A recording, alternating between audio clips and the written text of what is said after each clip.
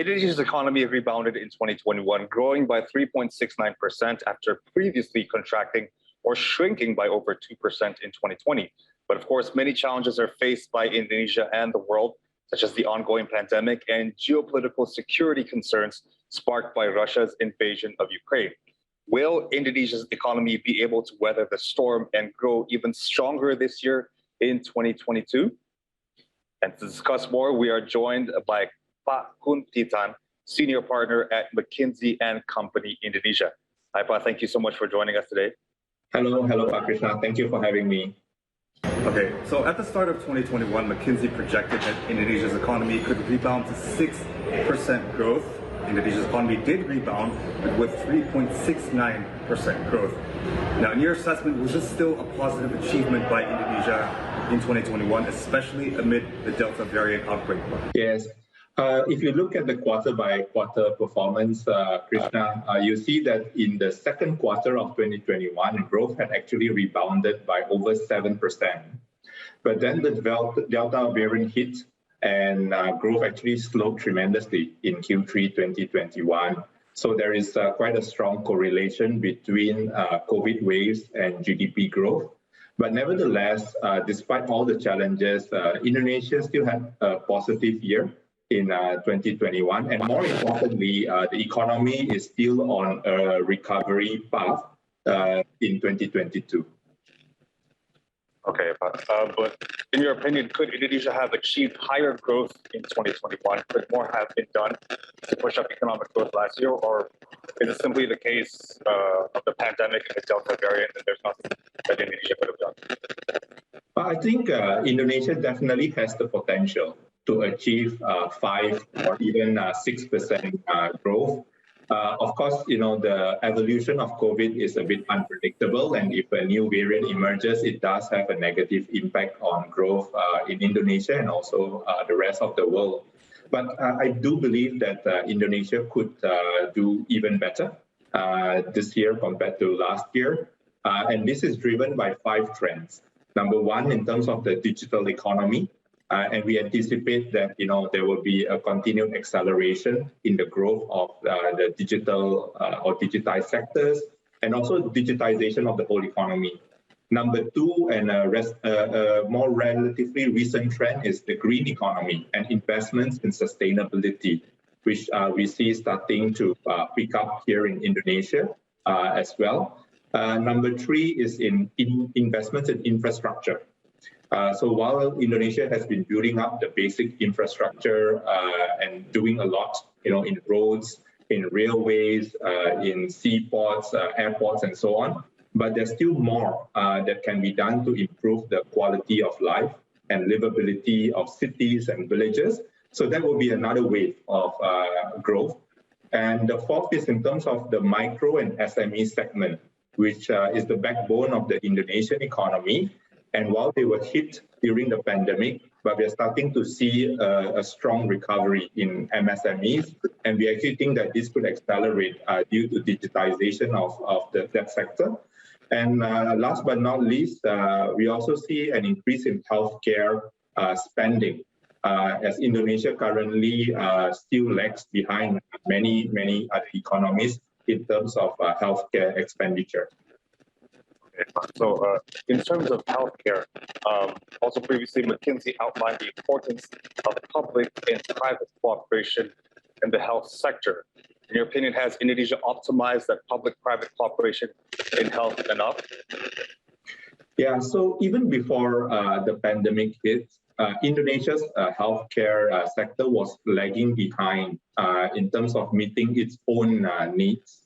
You can see that in terms of the healthcare spend per capita, which is only 1/5 of the rest of ASEAN. In terms of the number of doctors and hospital beds per 1,000 population, it's like less than half, or sometimes even 1/3 of other ASEAN countries.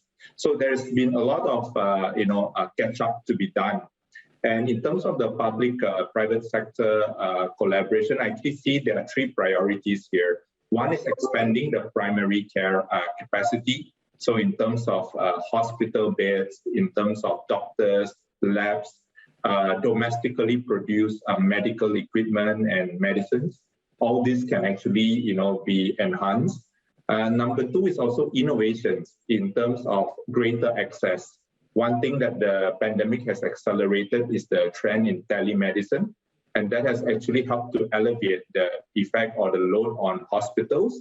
But this can actually increase further.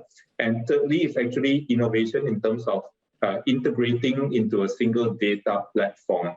So all the patient data, medical records, in order to improve the quality of the patient experience. So there's more that can be done. Indeed. Of course, as we've been talking about, the pandemic has a big influence on economic performance in Indonesia and around the world as well. But do you think that this year the pandemic will hamper Indonesia's economic performance and growth, or do you think there will be a bigger improvement? Yeah, I think there will be still some lingering effects from the pandemic. Of course, we'll probably move into an endemic phase, and people will learn how to cope, also how to continue to perform businesses and so on. And it is a balancing act, right? On the one hand, you have the health considerations, and on the other hand, you have the economic considerations. But by and large, I think Indonesia has been quite balanced in handling this pandemic. You could see that from the growth. In 2020, there was a slowdown of about 2%, but it was relatively less compared to many other countries. And of course, there's been a rebound in 2021. So economically, we've had a smoother path in Indonesia compared to many economies. And then health-wise, I would say that there's been a bit of a rocky start. There was quite a scramble in the early days for ramping up healthcare capacity, medical supplies, oxygen, ventilators, and so on. Hopefully, there have been some important lessons learned. I think there have been, and one of which is actually on public and private sector collaboration that you can see has actually improved with each successive wave. So yes, I think this year will actually be a better year. Okay, but so let's also talk about Indonesia's digital economy. As you mentioned, this is one of the biggest potentials in Indonesia. Now, the digital economy in Indonesia has been booming during the pandemic. The GMV of Indonesia's digital economy grew by 49% in 2021 compared to the previous year. How much did Indonesia's digital economy contribute to GDP, and how important is it in 2022? So we project that digitalization will contribute an additional $120 billion in GDP growth for Indonesia over the next 5 to 10 years. And that translates to roughly an incremental 1 to 2% of GDP growth every year. And the growth comes in three ways. It comes in terms of expanding new markets where none existed before in terms of e-commerce, ride-hailing, online media, and so on. Secondly, in terms of productivity improvements in every sector of the economy, Industry 4.0, business process re-engineering, so increasing productivity. And thirdly, also in making the labor market more efficient. So, matching supply and demand of labor much faster. So actually, the digital economy has already contributed significantly to Indonesia's economic recovery. You can see that everywhere we go in terms of the acceleration of e-commerce, ride-hailing, online media, and so on. And we actually think that this trend will continue in 2022 as well. And on top of that, there will be, productivity improvements from automation, which will create, new opportunities, new jobs. In fact, our projection is until 2030, in the most optimistic scenario, we could have a net job creation of up to 23 million new jobs. So 2022, I think, will be a year of recovery, and digital will actually play a very important role. Right, because if I'm not wrong, according to your data, this push to digitalize is actually going to increase productivity in the manufacturing sector the most. So could you just talk to us more about that? Is that because it will add more jobs in the manufacturing sector or make it more efficient, or just tell us more about that? Yes. So in the manufacturing sectors, we will see productivity improvements that happen when it comes to automating processes automating factories, at the same time as well having more efficient controls over the entire process and the supply chain from end to end. And so we actually see potential for improvements, anywhere between 20 up to 60% in the manufacturing sectors. And on top of that, actually, Krishna, also in the services sectors. So as service sectors like banks, actually re-engineer their business processes using digital, we also see productivity uplift of 20-30% in those sectors. So it will be across the board. Very interesting. And also talking about MSMEs, there's a big push to digitalize MSMEs as well. Could you just talk to us about the importance of digitalizing MSMEs, and are we seeing sort of a good improvement in digitalizing MSMEs in 2022? Will we see a good improvement in that? Yes, so MSMEs are indeed the backbone of Indonesia's economy. They contribute more than 60% of GDP and 97% of employment. And there are over 60 million MSMEs in Indonesia alone. So they are a very vital part of the economy. And we can see that during the pandemic, digitization of MSMEs has actually helped the sector to recover faster. If you go on a company by company level, we actually find that those companies which adopted digital faster were able to recover better by being able to connect to buyers and to customers during this difficult period. So there have been all kinds of initiatives that have been launched, which I think will contribute to growth in the MSME sector. For example, one in terms of trainings being provided to business owners. Secondly, we also see financial services being provided to online merchants. Thirdly, we also see B2B marketplaces being built to connect between MSMEs and larger companies here in Indonesia and also internationally. And last but not least, also microfinancing being provided all the way down to ultra micro enterprises as well. So all this, contributes to our optimism that MSMEs being digitized will actually grow faster in 2022. Of course, as we know, Indonesia is assuming the role of G20 presidency this year. One of the top three priorities is sustainability, whether it's clean energy or sustainable finance. So talk to us about the importance of clean energy, sustainability, green economy. Why is that important for Indonesia's economic growth? Yes, so Indonesia is the 8th largest carbon emitter in the world.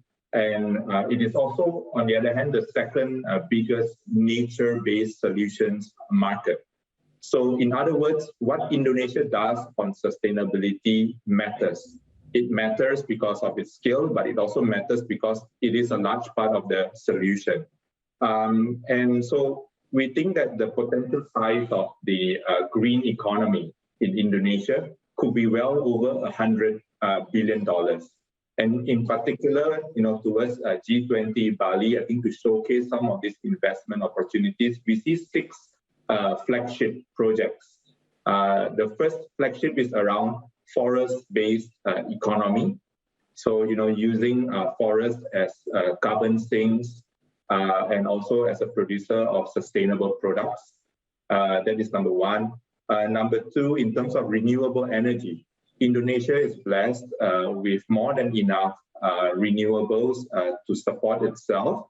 And while this is still an early phase, there's actually a lot of room to grow solar, wind, geothermal, biomass, and so on.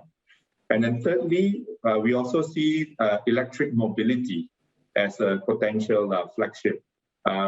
We can already see China and India growing, particularly in the electric two-wheeler market, so motorcycles. And we think the same thing is quite likely to happen in Indonesia, given the trends in the market. Number 4, low carbon farming, sustainable farming, using sustainable materials, better seedlings, a higher efficient use of land. Number 5, in terms of sustainable industrial clusters, green industrial clusters that adopt renewable technologies or even newer technologies like carbon capture or hydrogen. And last but not least, number 6, it is a voluntary carbon market, or even several voluntary carbon markets in Indonesia. Today, Indonesia is already the leading supplier of carbon credits in Southeast Asia. And so that makes Indonesia the natural home to build a marketplace where buyers and sellers can come to actually exchange verified carbon credits. So it is very important, and Indonesia is going to play a very important role in sustainability for the world. Okay, just very briefly, is there sort of a projection on the contribution to GDP from the green economy and sustainability this year or maybe next year? Well, for this year, I think it's a bit hard to anticipate because it does take some time, Krishna. But in the long term, this can easily be $100 billion plus, GDP opportunity. But I also have to ask you, right now there's a lot of concern, geopolitical and security concerns, especially considering Russia's invasion of Ukraine. Now, in the projection of McKinsey, how will this factor into Indonesia's economic growth and performance this year? Will have a big impact? Well, of course, I think every country will be impacted. The impact on Indonesia will be both direct and indirect. Direct, of course, in the sense of, as trading partners with Russia, but also on the other hand, the indirect impact, because you can see that from the commodity price volatility that is happening, and that actually makes it a tougher environment for business planning, for investment decision making. So yes, I think the whole world is affected by the geopolitical tension, including Indonesia. We are not isolated. But having said that, I also think that because there are a lot of secular growth trends within Indonesia, like in MSMEs, in infrastructure development, that relatively, I think we are a bit more protected, and we will have a lot more space for growth this year compared to some other economies. Okay, so, of course, there are many challenges this year, including geopolitical security concerns, the pandemic, and so forth. So is McKinsey still optimistic about Indonesia's economic growth projection for 2022? Could you tell us your economic growth projection in Indonesia for 2022? And what is sort of the biggest challenge that Indonesia has to kind of tackle to achieve higher growth this year? Yeah, so we don't have a specific projection, but we can, as you know, there are projections out there from the World Bank, IMF, the Indonesian government, which are all roughly around 5% plus minus 1%. I think that Indonesia can achieve that level of growth, barring, of course, another crisis. And that is underpinned by, the various trends I mentioned earlier around the digital economy, the green economy, MSMEs, infrastructure development, as well as healthcare spending. But there are also challenges that need to be overcome, I think. And in the short term, I think the commodity price volatility that is happening, also the ongoing pandemic and how we respond quickly whenever new variants and new waves emerge. I think this will be all ongoing challenges. But I am bullish about 2022. And I also think that for the long term, there's still a lot of room to grow. Okay, so as you said, McKinsey is bullish and optimistic about 2022, despite all the challenges we're facing. Indonesia's economy is still strong in many ways. Okay, Khoon Tee Tan, Senior Partner at McKinsey Company Indonesia. Thank you so much for giving us your insights today on Jakarta Movers and Shakers. Thank you. Thank you very much, Krishna.